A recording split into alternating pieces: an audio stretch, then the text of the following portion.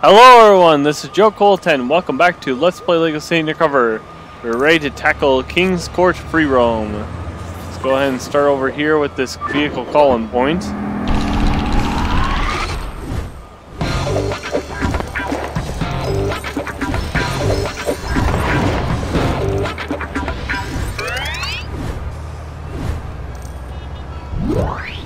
Okay.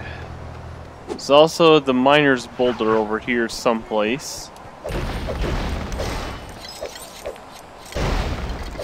This other pile of boulders? Oh, maybe not. I think I swore the miner's boulder was over here. Well, I guess we'll keep looking. This we're gonna come back to later. This is there's some that once we get all of the gold bricks, there'll be something that unlocks and it will show up here at this fountain. I don't want to spoil exactly what it is, but yeah, when we get all the gold bricks, you'll kind of see. So there's 3 Lego bricks here that we need to color. You may have seen these. It's kind of reminiscent of classic Lego, the red, blue, and yellow 2x4s. Very classic bricks. And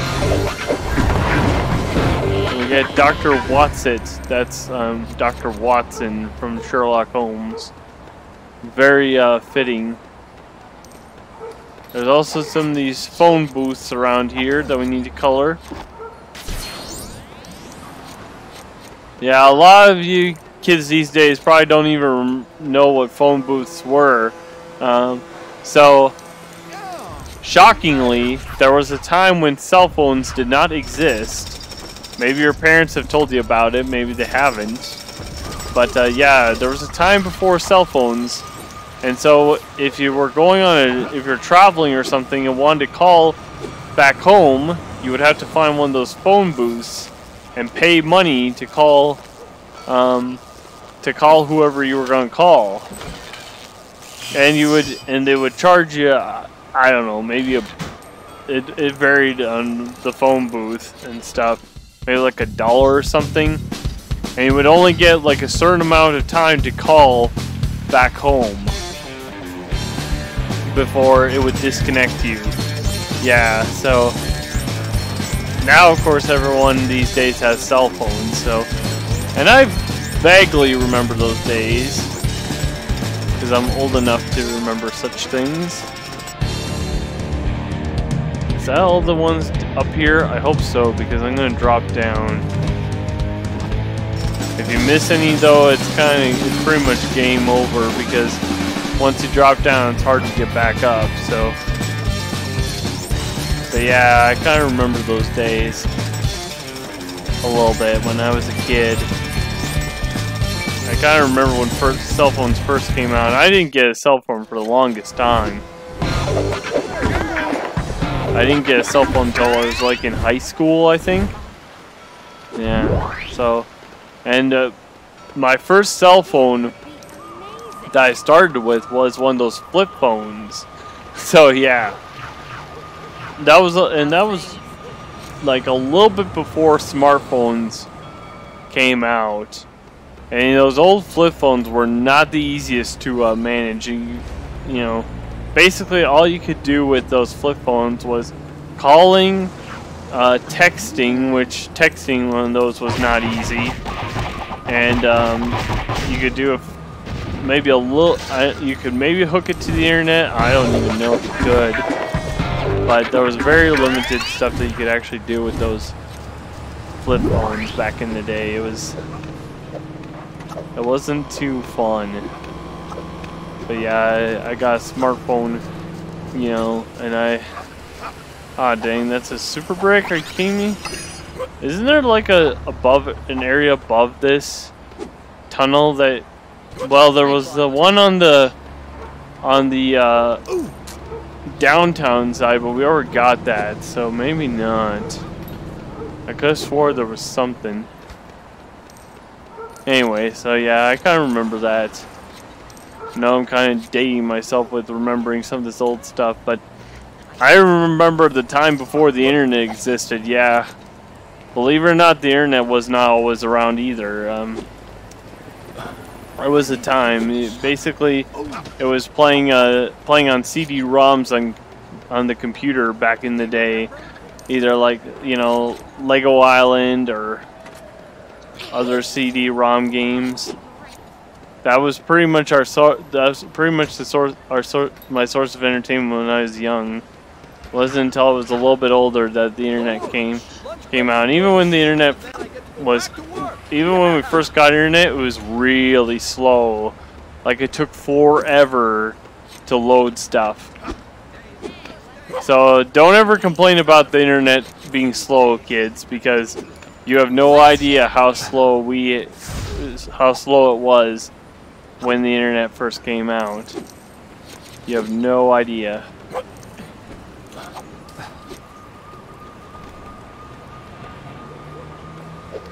Now we gotta be careful because there's something in this area that's easily missable.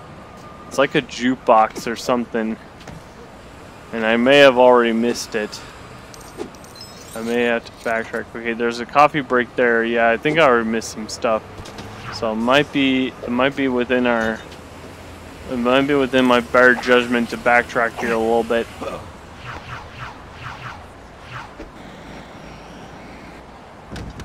Because, yeah, we're supposed to drop down here, and there's a couple things here. There's a pole that you can get up here with, too, I guess. But, yeah, there's a couple things that we need to get here.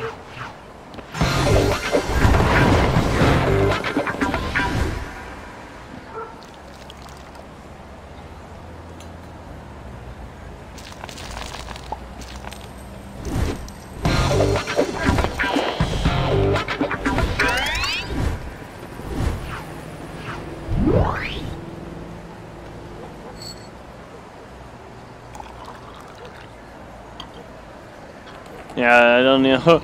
I don't know if kids even like do CD-ROMs anymore on computer. Probably not, because anymore you can just download stuff. CD-ROMs are kind of obsolete nowadays.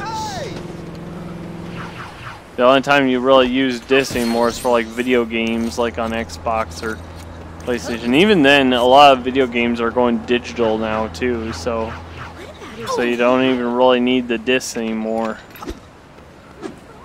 And I would predict that, eventually video games are going to be all digital, where you're not going to be able to get the physical disc anymore for video games. You're just going to have to play the video games on.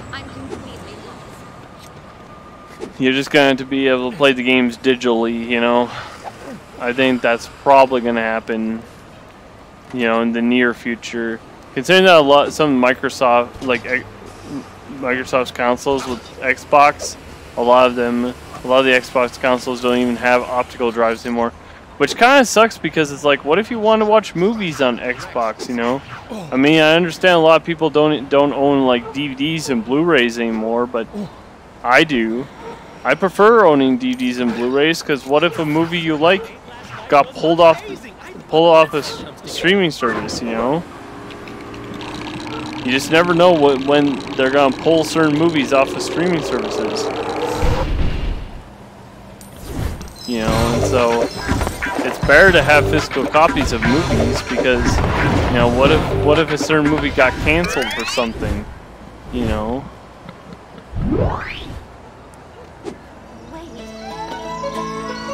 Because that happens.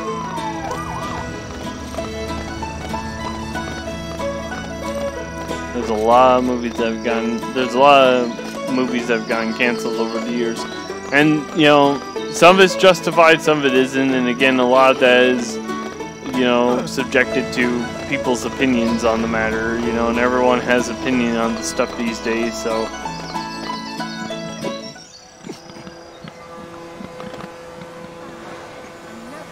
But, I've got a pretty decent collection of movies on DVD, just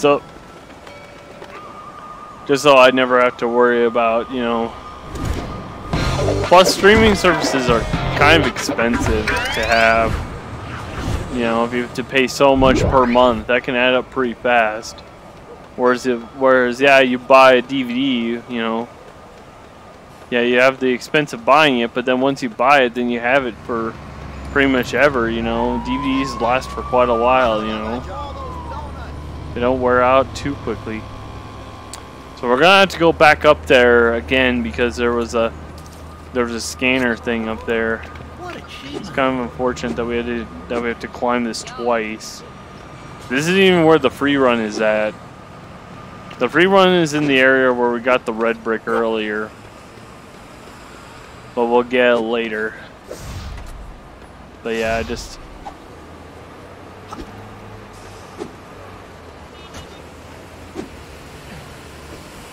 you know, and I'm kind of one of those people that likes physical copies of stuff, even like video games. I'm kind of one of those people that likes physical copies because, again, you know, what if you buy a video game digitally and then they decide to take it down or something? I mean, you know, you never know if that's ever gonna happen. Where games might get discontinued. Like Lego Lord of the Rings, I don't even know if you can get that. You probably can't even buy that game digitally anymore because of the copyright. I don't know. Maybe you can get it on Steam. I'm not sure. I never really got into getting games on Steam. The only game that I got on Steam was a Sid Meier's Civilization 6. And I only played that game for a little bit. I didn't really get into that game quite so much. Mostly just because that game was just so... There was a lot to it, and it's kind of one of those games that, you know, you really got to invest a lot of time into it in order to fully understand it. And there's a lot of decisions that you can make that impact things long term. You don't realize that until it's too late a lot of the time. So I don't know. You know, I do prefer turn-based strategy games versus real-time strategy. I'm out of here. Because stop, please. I feel like you ain't ever catching me. I feel like real-time strategy, you gotta act pretty quickly sometimes. Whereas turn-based strategy, you know, you can take your time kind of plotting things out. So that's why I never got into like Age of Empires, because that Age of Empires was a turn-based strategy, or was real-time strategy.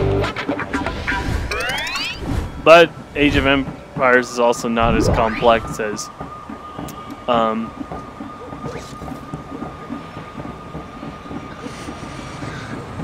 Civilization 6 is. I've watched some videos on Age of Empires. I've never actually played it.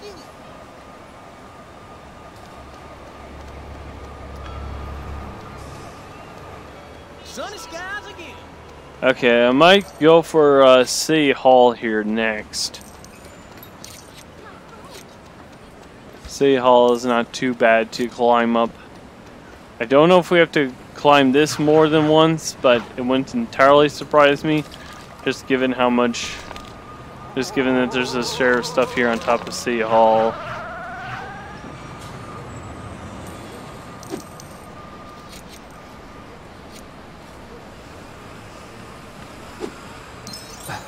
But yeah, like I said before, the next game I'm going to be working on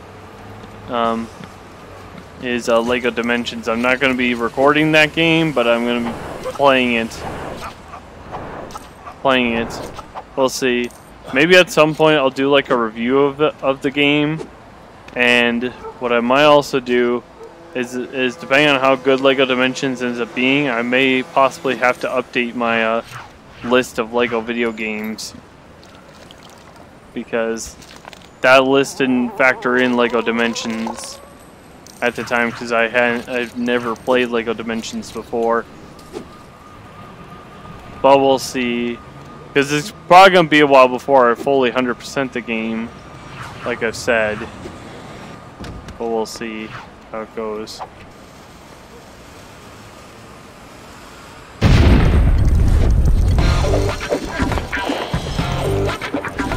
getting close with a lot of these tasks. I don't think we're gonna get over 400 gold bricks in this district, but we'll be close to 400 by the time we're done with this district. I thought there was a pig. Yeah, there is. Great. I think that's all the pigs in this district.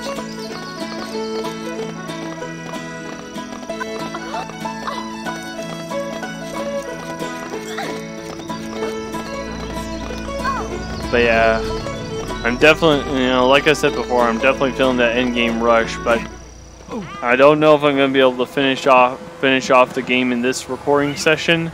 But I'm going to try to get as much done as I can here.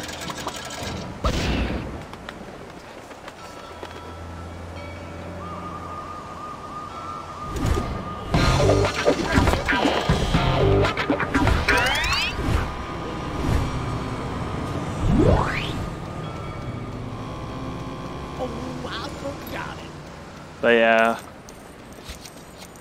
you look like you need the I mean, you know, if there is, I mean, if there is a demand for me to continue Let's Playing, I don't know, because Lego Dimensions is probably going to take a while to get through, especially if I have to collect all the characters. It's probably going to take a while to get through. I probably won't be able to 100% it initially. I'll probably have to wait to try to 100% the game. So how do I get up there?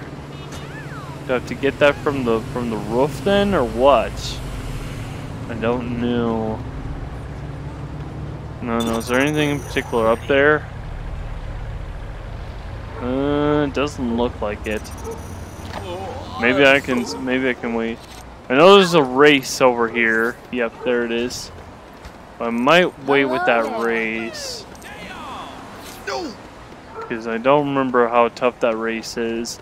It's a taxi cab, so I'm guessing that it's probably not too difficult, but we'll see. You never know. Oh, the cat's over here. The cat is over here in this corner.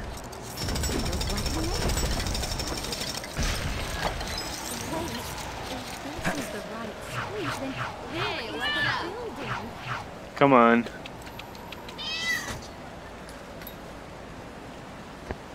I'm gonna try to save the free run area for last. I know there's a bunch of stuff in that area, but I just want to kind of save it for last because, well, I don't know if I'll save it for last, like the very last thing, but I want to save it for later just because I know there's a lot of stuff in that area, and it's probably gonna take a little bit to get through that.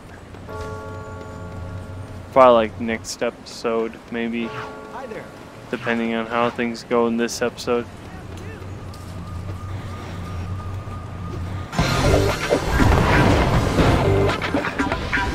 Oh, it's like one of the Queen's guards in the. I don't know why, because this Lego City is more so based off of the U.S. rather than Great Britain.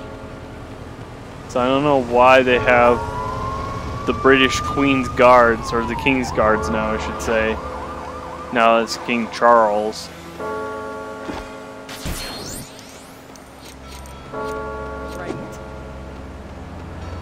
Okay, I think this gated off area is part of the King's Court area, so we're gonna quick pop in here and check it out. There's a garage. It looks like this is the vehicle robbery. Yeah, we'll probably do this and then we'll probably have to end off the episode.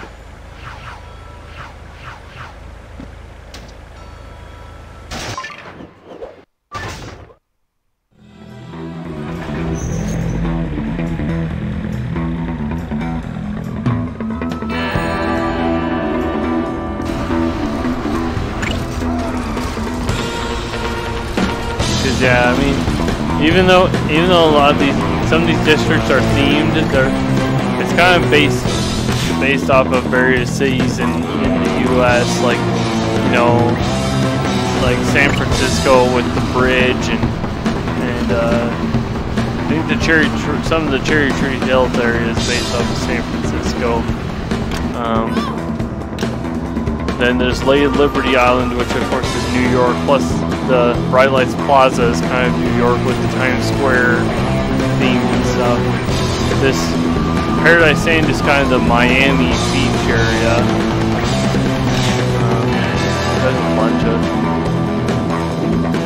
various districts. Looks like we're heading for the airport here.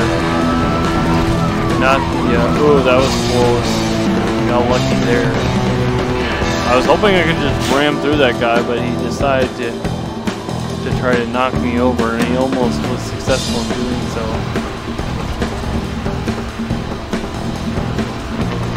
But yeah, there's all these various districts in this game, and they all kind of have their own sort of theme.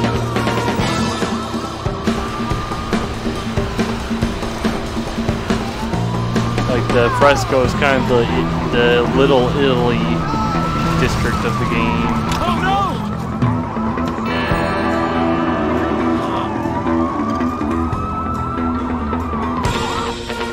There we go.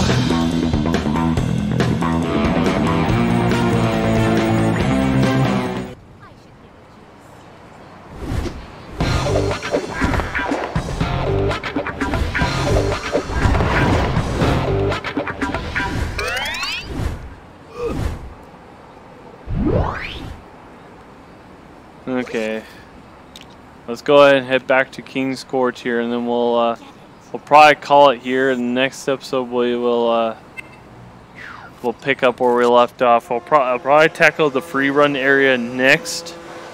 I know there's other areas that we can tackle, but the free run area is going to give us a bunch of stuff. So we'll do that in the next episode. Until then, it's Joe Colton signing out.